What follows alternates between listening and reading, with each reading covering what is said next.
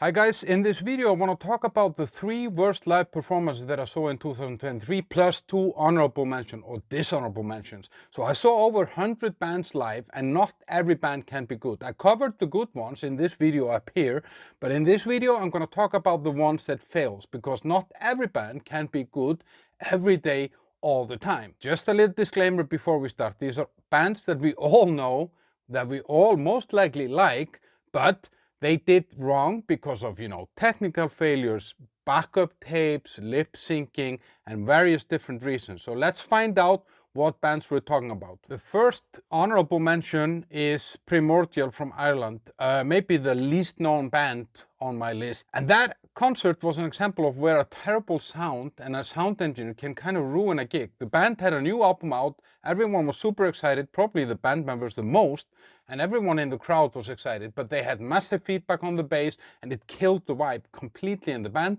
and that kind of shone through on the whole concert. I'm lucky enough to be able to see them again next summer, so I look forward to seeing a better gig then. The second honorable mentions are one of my favorite bands of all time, Kiss. Now, I'm kind of happy that this was the final round around the globe that they did now, because over the years you could kind of feel that there was not a lot left in Paul Stanley. There was this discussion about lip syncing and that his voice was failing him and so on. And I mean, after 50 years, what can we expect, to be honest? And what I felt, because I saw them quite frequently, I saw them a year ago and then 3 years ago or 4 years ago before COVID, and then a little bit before that, it kind of slided down very fast. And I felt that what happened for Kiss, and definitely now on the last tour, is that kind of the fireworks in the show took over to kind of mask over the flaws in the performance. When you're sitting in a concert and you're always thinking, is this real? Is this a tape? It doesn't really give you a good feeling. I'm happy that it came to an end, but I'm also very happy for all the years that Kiss gave us. So thank you for your service, Kiss. And now to the main list. The third worst concert that I saw this year was from a band that I have seen many times and I've always loved, and that was Iron Maiden. It was the second gig on their Future Past tour here in Prague in the spring. They were playing the Somewhere in Time material for I think the fourth time that they kind of toured that material, mixed with Senjutsu from the latest album. They performed songs like Alexander the Great for the first time live on this gig, so there was a lot of excitement, but there was something off. So let's see what I thought about it in my concert review back then. And The Prisoner is one of my favorite songs, so I kind of know it inside out. And when that started, then I realized, okay, there is something wrong here. It was slowed down, there was something missing in the drum fills, and there was just something off. And that turned out to be something that I would notice more throughout the evening. And when I mentioned that to my friend, actually, who was with me there, then he said, why don't they never show the drummer on camera? And that was interesting because they were following the members and showing on a big screen next to the stage, like individual members, but they almost never showed the drummer. And it was weird because Nico was super good here last year. There was nothing that I noticed on the concert last year that there was anything off, but there was something seriously off last night. The crowd engagement, as I said, wasn't on somehow. Last year I gave them 9.5. This was a huge drop. This was a letdown. This is one of my most favorite bands of all time. I heard them first when I was 8 or 9 years old. I'm gonna have to give them 6.5. Now, yeah, I noticed it during the gig that they weren't showing Nico very much, and now I understand why, because after this gig, or a few weeks later, it came out that the guy had a stroke just a few weeks before the tour started. And so actually amazing that he went out there, but it definitely made the gig bad because you could hear that he was skipping parts, he was simplifying beats that he would do or fills that he would do before and stuff like that. And I felt that the chemistry in the band wasn't really great, but I understand why. I mean, obviously with this kind of shadow looming over the band, you can understand that they're maybe not having the time of their life. From what I've heard is that the tour went on and got better and better and better over time. And I will go and see this band again. But at that time, I kind of thought it was over for them. But now I know. But it doesn't make the fact different that this concert just was not good. So the second worst concert that I saw this year was Manavar. I had a lot of expectations. I'm happy that I saw them, but there was something really off there. I mean, Manowar is kind of like a subculture. It's almost like a cult, and you could see that in the concert. Everyone was raising their fist like this, and it's a band that kind of plays to some sort of a primitive thing, mainly in men. I don't know what it is. It makes the most overweight guy think that he can go on the battlefield and kill someone. There is something in this music, but there has been through the years a lot of kind of controversies around this band. They have this guitar player now, this Michelangelo Battio, that I'm not sure he ever was in like a band, but he does a lot of magic, you know, two neck guitars and stuff like that. And I don't know, I'm not sure that that does this band any favors, because they already have Joey DeMaio, who is kind of doing some wizard stuff on the bass. So let's see what I thought about this gig after it happened. They could easily have had a warm-up band.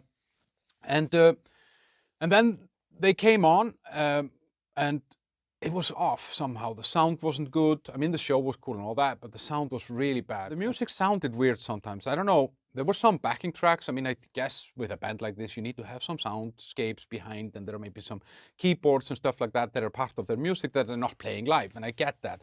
But I felt it went off a few times. So as I said, I'm really happy that I could kind of take Manowar off my list of things to see, but on the other hand, I felt it was a little bit of a letdown. It was just 17 songs, no opening act. I don't think that's great, you know. I think when you do 17 songs, you need to have an opening act. There were some massive sound issues there, and obviously Joey DeMaio on the bass was making sure that everybody heard him in that town and the neighboring towns as well. And then the guitar player, Michelangelo, he was playing sometimes in the wrong key, some of the solos. But I think there was some issue with the, what's it called, the in-ear Wi-Fi or wireless thingy that he had on the guitar, so he just couldn't hear himself. Because I noticed when he went over to a different side of the stage, then that's when he went off.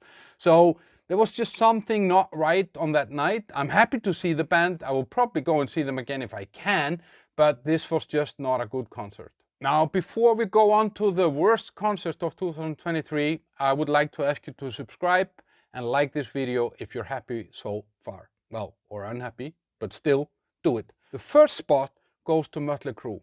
So Motley Crue had promised never to tour again. They even signed a fucking contract. I had promised to never see them again. I hadn't signed a contract, but I had promised myself that I wouldn't see them again. Now, obviously, in the build-up to this, there was the issue with Mick Mars, and then they brought in John Five on the guitar, which I think overall, in the end, at least on this concert, was a good thing. But there were rumors about them not playing live, that it was all on tape. Vince Neil out of shape, couldn't really keep up, blah, blah, blah. So let's see what I thought in my concert review after that gig. They started with Wild Side, and it was not bad at all. And then they did Shout of the Devil and Too Fast for Love. And I'm like, okay, they're pulling this off. You know, Tommy is drumming like hell. And Vince is actually singing okay, you know, like these three songs. And I was like, okay, maybe something has happened there. And then, of course, this little thing inside my head says, no, it's all on tape. It's all on tape. So I thought, okay, yeah, well, it's probably on tape. But then shit became real. Song number 4, Don't Go Away Mad. That was horrible. I mean, Vince went completely off, and it was at some points uncomfortable. I could see people in the crowd around me kind of looking at each other, and it's like, is this really going on here, and blah, blah, blah. And so at least I knew now that this is not on tape, because if you put this on tape, you're an idiot. And now the elephant in the room, Vince fucking Neil. So what I realized when I was there, and I was saying earlier, Vince was never a good singer. He was just never good live. And there is this Moscow Peace Festival in 1989. I think I have never seen any video cassette more often than that. We used to buy like a liter of moonshine, 1 pizza, 2 liters of Coca-Cola, and sit at home and watch this concert weekend after weekend after weekend after weekend. And Motley Crue was there, and he was shit. He was 28 back then, so why should he be great now in 2023 when he's 62? So to be honest, I had fun there because, you know, these songs are fun and people were singing along and all that, but when you have this little seed planted in your mind that this might all be on tape, you're always kind of feeling a little bit cheated. It's kind of like having a lion as a friend. One day you're playing and everyone is happy, and the next day it kind of bites your head off and you're dead. So I don't know. It just didn't feel right somehow, even though, yeah, the songs are good, but it could have also been great probably just with a DJ or something like that. So that's it. These are my 5 bad concert experiences out of 100 concerts. And you can check my video with the 5 best experiences here, and then you can check my 10 best albums of 2023 here. See you in those videos.